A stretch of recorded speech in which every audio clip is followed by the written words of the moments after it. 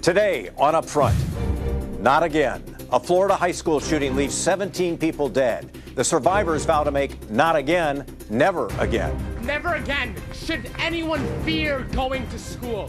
Next on Upfront, what school leaders in Wisconsin are saying about the prospect of arming teachers. Then, what are the lessons of Tuesday night's Supreme Court primary, and how much will special interest groups influence the April election? I'll be asking former Justice Janine Geske. And Milwaukee's bid to host the 2020 Democratic National Convention, why organizers say the city has a real chance. Covering the issues important to Wisconsin. This is Up Front with Mike Goucher. Hello again, everyone, and welcome to Up Front. It's a question being asked in Florida, Wisconsin, and all across the nation. What, if anything, can be done to stop mass shootings in this country? The latest tragedy at a Parkland, Florida high school left 17 people dead and reignited the gun debate. In the wake of the killings, Florida student survivors have been calling on state and federal lawmakers to reform gun laws. Because of the systematic failure of our government on every level, people are dying every day. Their peers in Madison responded with a silent march to the state capitol Wednesday night, while students in Wausau wrote letters of support to the Florida survivors. Wisconsin's Assembly passed a bill to provide grants to schools that want to hire armed security guards. And some, including President Trump and Wisconsin's Attorney General Brad Schimel, have talked about training and arming teachers, a proposal the Milwaukee Teachers Union called irrational and irresponsible. So what do Wisconsin schools need to keep students safe? We're asking Bob Butler, the Associate Executive Director of the Wisconsin Association of School Boards. He's at our Madison affiliate, WKOW-TV. Mr. Butler, thanks very much for being with us. And I wanted to begin by asking you about what Wisconsin school districts are doing in light of what happened in Florida. Are we taking a hard look at the security measures that are currently in place? Yes, absolutely.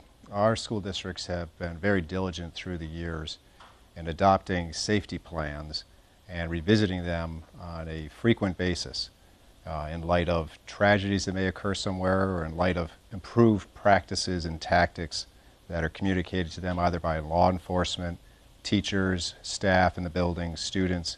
So they're extra vigilant on this topic always, but clearly it's gotten more attention in the last couple of weeks. I noticed, for example, Madison La Follette High School on Friday said, we're going to put some more security cameras in there. We might even talk about the possibility of an armed security guard. Are those the kinds of conversations we're likely to see in the weeks and months ahead?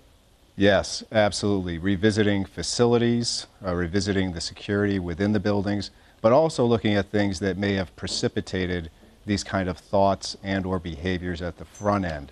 So discussions with respect to counseling services. How do students feel included within the school community?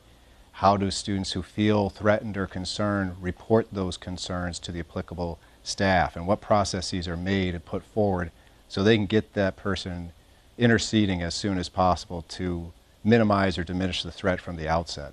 Let's talk about a couple of the, I guess, more controversial proposals that have come up in the last week. We've heard President Trump, even the Attorney General of Wisconsin, Brad Schimel, say that maybe we should look at training and arming teachers, that would be a way to stop a gunman, a shooter in a situation that we all hope will never happen, but could happen. How does the association feel about the prospect of trained, armed teachers with guns? Well, first off, before any sort of conversation like that would occur at a local level, the school district or the school board administration really should check with local law enforcement and get their informed opinion as to the pros and cons from law enforcement's perspective on whether that's going to be an efficient and efficacious way to respond to some sort of threat. In addition, they would want to check with their liability carriers and see what that means from a liability standpoint with respect to the training that the individuals receive. Law enforcement officers have hundreds and hundreds of hours of training in this capacity. They've done this for a number of years. They may have been in some of these kind of stressful situations. So those are two elements that are considered up front. And then in addition, a conversation with staff to see if you have willing participants to do this. But from our organization's standpoint, this is a difficult question because each of our members has unique facilities, unique location, And what may not be a prudent course of action for a district that has law enforcement nearby may be a strategy and a tactic that a rural school district with less law enforcement available contemplates. So this, what I hear you saying is this could be very much a case-by-case basis, that not all districts are the same. They have different needs, different resources. They would have to decide just what works for them. Correct, yes. And I think that's been the experience in some of the other states that have put this into effect, like the state of Nebraska, for example.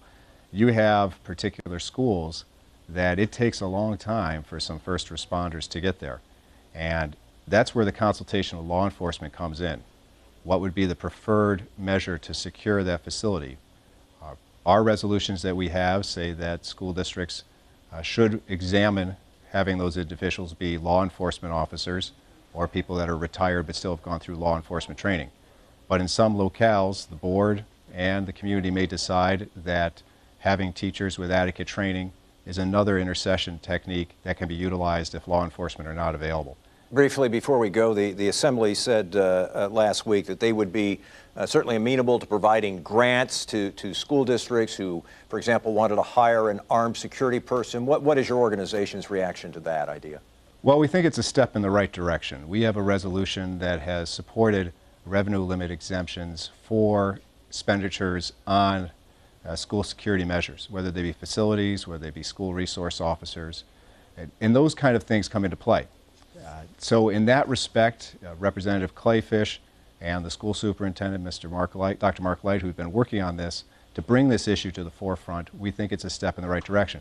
There are obviously concerns we have with it because it doesn't cover all K-12s. I mean by that, it doesn't cover grades K through 4, and it also has some funding issues. It's a grant program. So overall, the aspect of how this gets funded is an important question of the conversation, but obviously the security of our students and having safe learning environments should all of us have as our #1 concern.